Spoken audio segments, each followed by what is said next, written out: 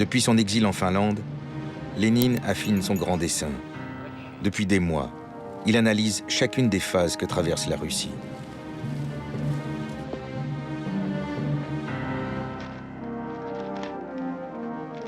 Cette fois, toutes les conditions sont réunies pour imposer la dictature du prolétariat. Ultime étape sur le chemin tracé par Karl Marx vers une société sans classe.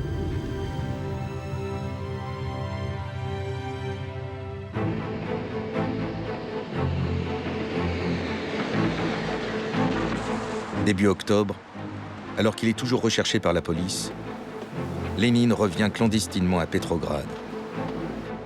Jusque-là, il avait joué la montre. Le temps est venu de passer à l'action.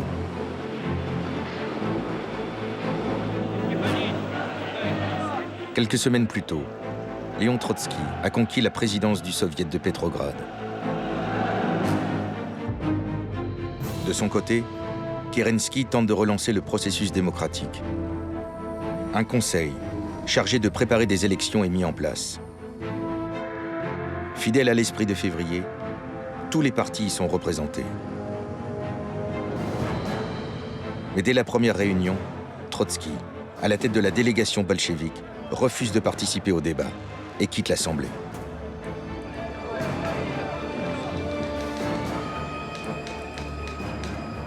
Trotsky a rompu avec les autres factions socialistes. On sent et on sait Lénine derrière lui. Chacun ne sait-il pas que Lénine, le dieu Lénine, est rentré à Petrograd, où il se cache à peine? Qu'a-t-il à redouter de Kerensky?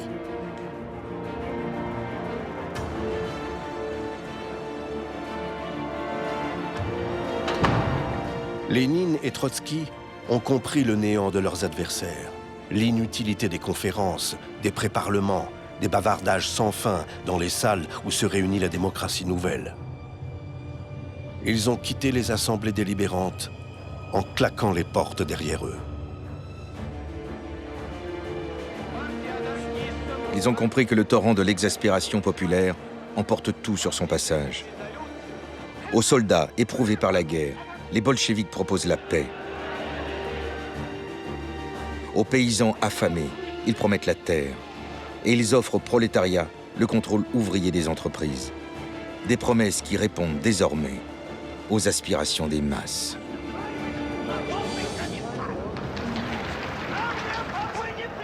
Encore faut-il conquérir le pouvoir. Dans le plus grand secret, Lénine réunit la direction du parti bolchevique. Après des heures de discussions tendues, il convainc la majorité de lancer une insurrection armée.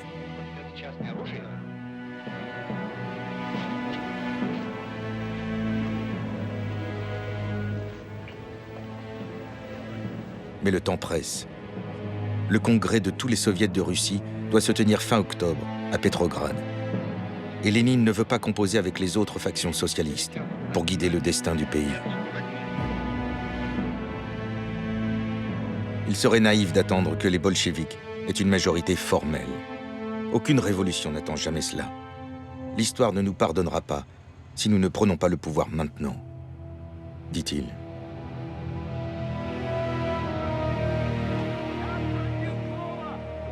Toujours minoritaire, le parti bolchevique dispose pourtant d'une organisation efficace, grâce à Trotsky. Depuis des mois, il n'a pas ménagé sa peine.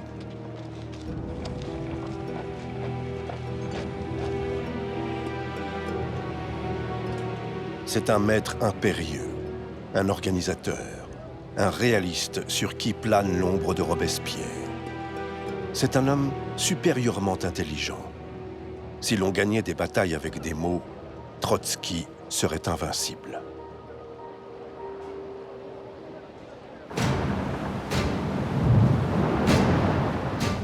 Un événement précipite l'exécution du plan bolchevique. Le 3 octobre 1917, les Allemands s'emparent de 3 îles stratégiques du golfe de Riga.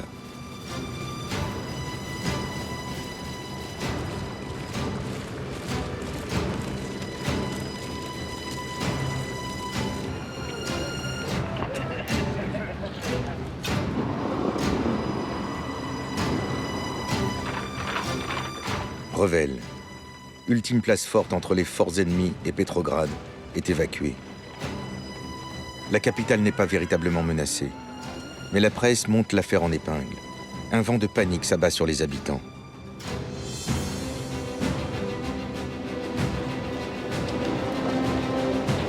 Les Allemands ne sont qu'à 400 km. L'alarme est grande dans Petrograd, où les journaux sèment la panique. La grande préoccupation de la population, ce sont les zeppelins. Toute la presse est pleine de discussions sur l'arrivée inévitable des monstres aériens. La peur ne résonne pas, elle affole les cerveaux.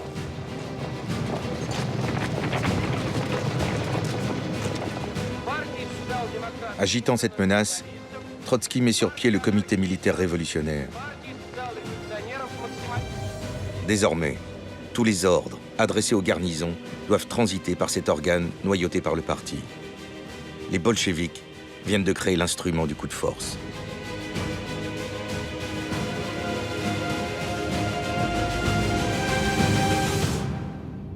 Lénine dira « La guerre est le plus beau cadeau fait à la révolution ». Si les bolcheviks ont un plan, les troupes, elles, font défaut. Ils ne disposent que de faibles forces. À peine quelques milliers de soldats de la garnison de Petrograd, acquis à leur cause. Les marins de Kronstadt. Et quelques centaines de militants des principaux comités d'usine.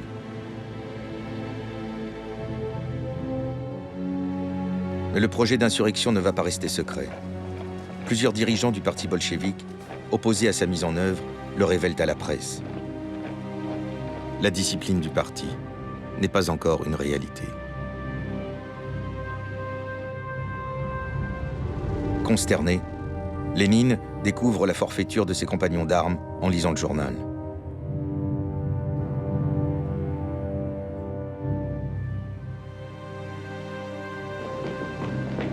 Retranché dans le palais d'hiver, Kerensky sous-estime ses adversaires.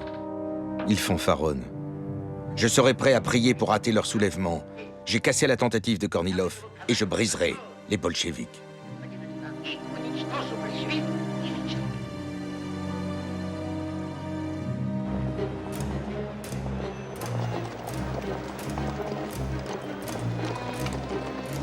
En cette mi-octobre, malgré le vent du nord qui glace les eaux et les rumeurs du péril qui grondent, la perspective Nevski charrie son habituel fleuve humain.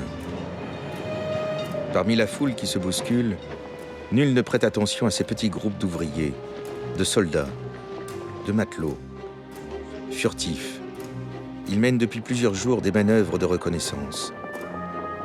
Nul ne soupçonne qu'ils répètent un scénario minutieusement élaboré.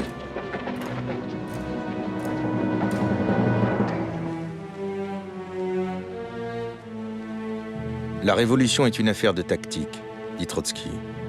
Il faut simplement une petite troupe d'assaut et des techniciens. Il ne s'agit plus de déclencher une insurrection populaire, mais de conduire une opération militaire. Trotsky a conçu un plan, basé sur la rapidité d'exécution. S'emparer des centres névralgiques de la capitale et ainsi prendre le pouvoir en Russie.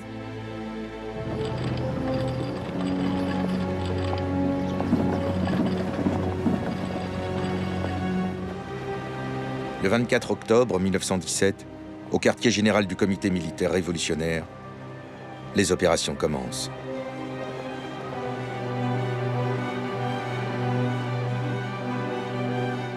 Tous les groupes connaissent leurs objectifs.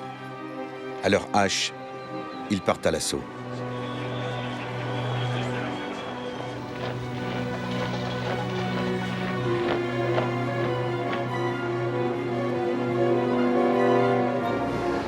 Poste, centrale téléphonique, télégraphique, banque, gare, centrale électrique.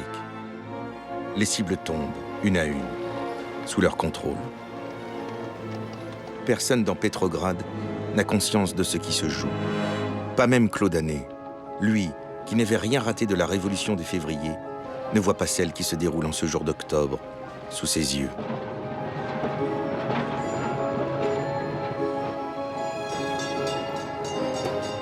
Au pont Letiaini, le fameux pont qui unit le centre-ville aux faubourgs ouvriers, la circulation est normale. Il n'y a pas de garde spéciale à la tête du pont où se trouve le mécanisme du levage. Je vais faire des courses dans la ville, mais ne remarque rien de particulier.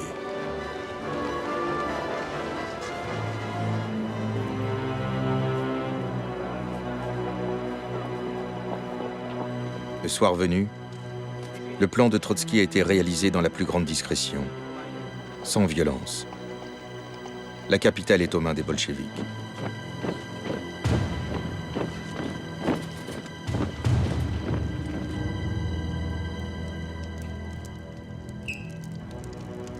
« 11 heures du soir. Le silence règne sur la ville. On ne peut se faire une idée de ce qu'est le silence de Petrograd. C'est un silence de sépulcre, palpable, angoissant, qui finalement vous accable.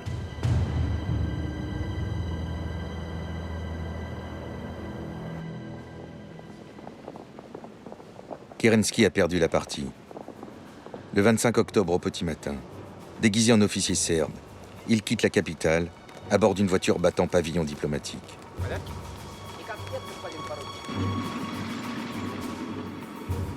L'une des dernières visions qu'il emporte est un graffiti tracé sur un mur. À bas le juif Kerensky.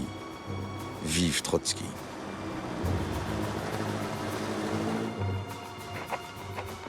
Au même moment, Lénine rédige une déclaration. Le gouvernement provisoire a été déposé. L'autorité gouvernementale est passée aux mains du comité militaire révolutionnaire. L'objectif pour lequel le peuple a combattu est atteint. Vive la révolution des ouvriers, des soldats et des paysans. À 9h45, le message est transmis à la presse.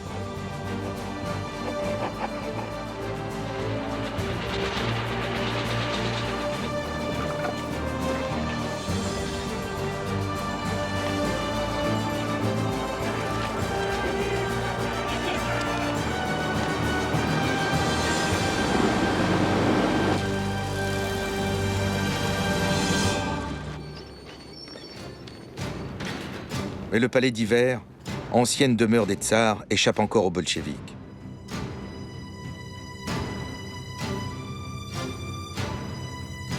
Quelques élèves officiers et un bataillon féminin de la mort en assurent la garde. Les ministres destitués y attendent d'hypothétiques renforts.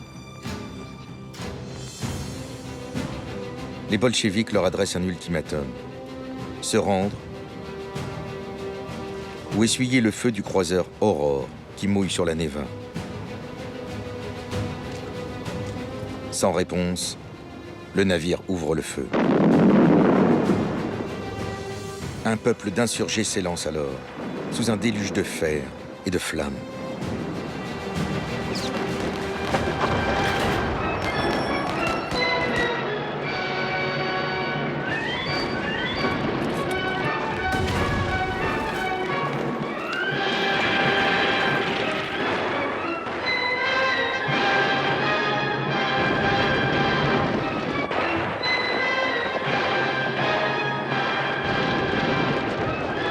Mais l'histoire est toujours écrite par les vainqueurs. Et ces images héroïques sont l'œuvre de la propagande soviétique, qui a reconstitué la scène 10 ans plus tard pour magnifier la légende.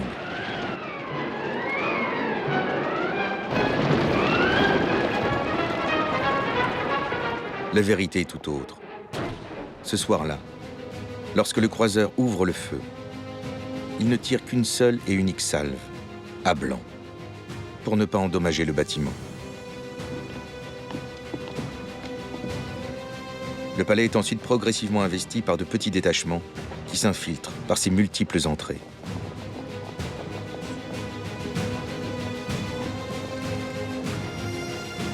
Un peu avant minuit, les élèves officiers se rendent, suivis par le bataillon féminin.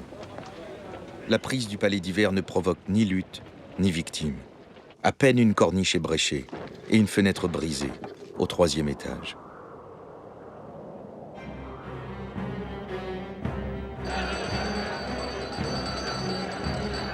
Et tandis que le palais d'hiver tombe, à l'autre bout de la ville, le congrès des soviets de Russie ouvre sa première session.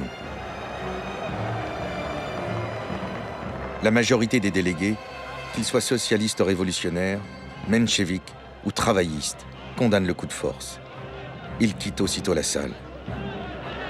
Avant de sortir, un ancien camarade de Lénine lance « Un jour, vous comprendrez le crime dans lequel vous trempez. » Trotsky réplique « Vous êtes de pauvres types, des types finis et pitoyables. Votre rôle est terminé. Allez où vous devez vous trouver, dans les poubelles de l'histoire. »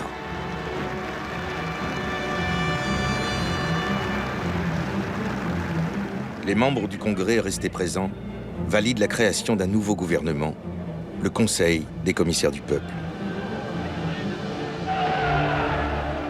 À sa tête, Lénine. Déclencher la révolution mondiale en Russie fut aussi facile que de ramasser une plume, dira-t-il.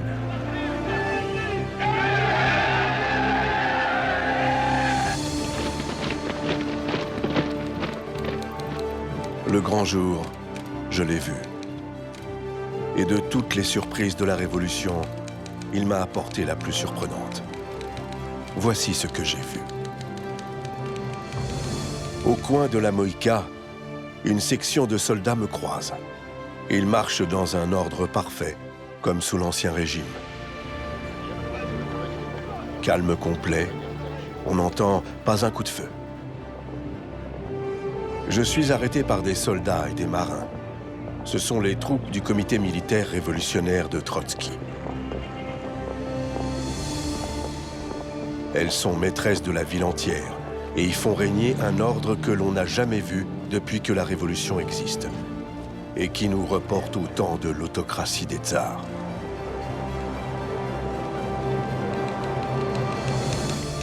Rester à Petrograd me paraît peu sûr. La liberté étant le premier des biens, je pars.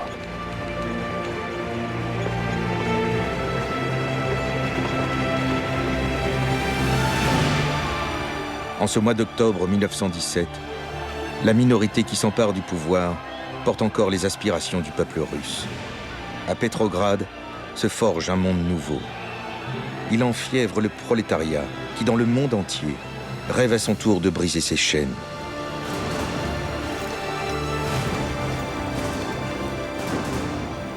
Il fait surgir un géant, décidé à étendre le brasier de la révolution à tous les pays. Une grande lueur se lève à l'est, qui éclaire l'espérance des peuples. Elle les brûlera aussi, aux flammes de sa passion.